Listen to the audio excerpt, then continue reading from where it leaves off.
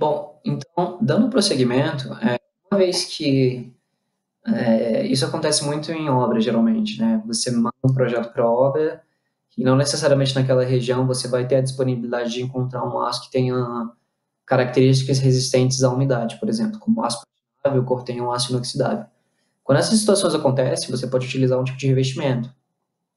Esse revestimento são materiais que você pode estar aplicando em cima daquela superfície que vai estar exposta a um meio agressivo.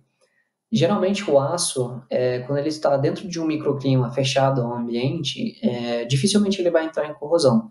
Sendo esse, inclusive, um aço sem a pátina, né? Esse aço dificilmente vai entrar em corrosão. Agora, quando você tem a situação contrária, um aço, uma estrutura metálica que vai estar sujeita à ação climática, variação de umidade, recebimento de raios violetas, ultravioletas, e ao acúmulo de água e a variação ali de umidificação da estrutura, você pode, como eu falei anteriormente, você pode aplicar esse revestimento. Existem alguns tipos de revestimento aqui que você pode utilizar no metal. Você pode usar um tipo de eletrodeposição metálica. Então, você pode mandar para uma indústria, aquela peça metálica vai ser imersa no material. Geralmente é uma liga metálica que está ali, que ela é feita com eletricidade de calor, que você se adere ao metal base e um metal de sacrifício. Esse metal de sacrifício ele vai ter maior potencial de oxidação, que aí o metal que vai estar na superfície oxida e o metal que você quer que seja protegido ele não vai entrar em oxidação. E é o mesmo princípio da galvanização, o nivelamento e a aplicação de polímero, não, desculpa. A galvanização, por exemplo, vai ser a proteção do seu metal através da imersão dele em zinco, tudo bem? E o niquelamento ele vai ser basicamente a mesma coisa, só que em vez de zinco é níquel. Só que o niquelamento ele é um procedimento mais caro. Ele dá uma estética muito mais agradável. Então você vê isso muito, por exemplo, uma aplicação como essa em peças de automóveis, especialmente em pessoas que têm coleções de carro, etc. E por último é a aplicação de polímeros. Essa tecnologia ela é recente. A aplicação de nanotecnologia vem dos polímeros, é uma aplicação relativamente recente na nossa indústria, né? Quando você considera todo o tempo de construção civil, mas é basicamente o jateamento de um polímero que ele vai ter características hidrofóbicas, ou seja, você aplica esse conteúdo de polímero em uma superfície metálica, e quando você aplica a água ali, ela simplesmente escorre, ela não se adere à superfície do material.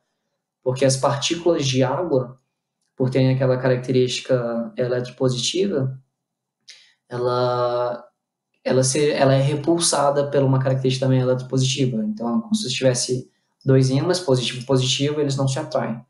Então, isso você vê muito vídeos na internet, por exemplo, de peças, de materiais que as pessoas adicionam esse tipo de polímetro e você insere os dois em água, em lama, etc. E nenhum dos dois retém água ou conteúdo, enfim.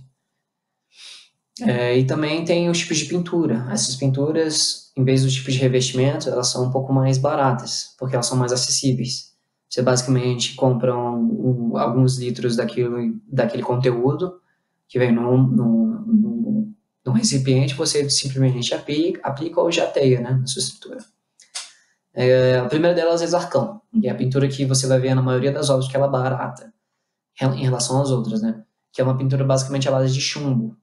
Então, novamente, ela vai proteger a sua estrutura contra água e corrosão, né? Ou seja, a oxidação do seu metal base. Você também pode ter pinturas à base de água, e você também tem outros tipos de pintura. Essas alquídeas é como se fosse um esmalte. Eu não sei se vocês já viram, ela dá um caráter bem arquitetônico à sua peça, porque é um caráter bem branquinho. Ela não é um monocomponente, só que ela não resiste muito bem a processos contínuos de umidificação até imersão em água, tá bom? Ela se desprende, tá bom, da sua estrutura. Você também tem outros tipos de tintas, chamadas epoxídicas, que elas têm uma bicomponente. Elas têm a componente das alquídeas, que é o esmalte, mas elas também vão ter um tipo de material que precisa de cura, com base cimentícia. Ela sim resiste à umidade, muito bem, Só que ela não resiste ao intemperismo, então ações de abrasão, vento, etc., você pode perder. Então, com o tempo, você precisa fazer a manutenção desse tipo de material. Você também tem as poliuretanas, que também é um bicomponente, a segundo componente também é a base de cura, e ela tem um caráter mais borrachudo, então ela resiste muito melhor ao intemperismo.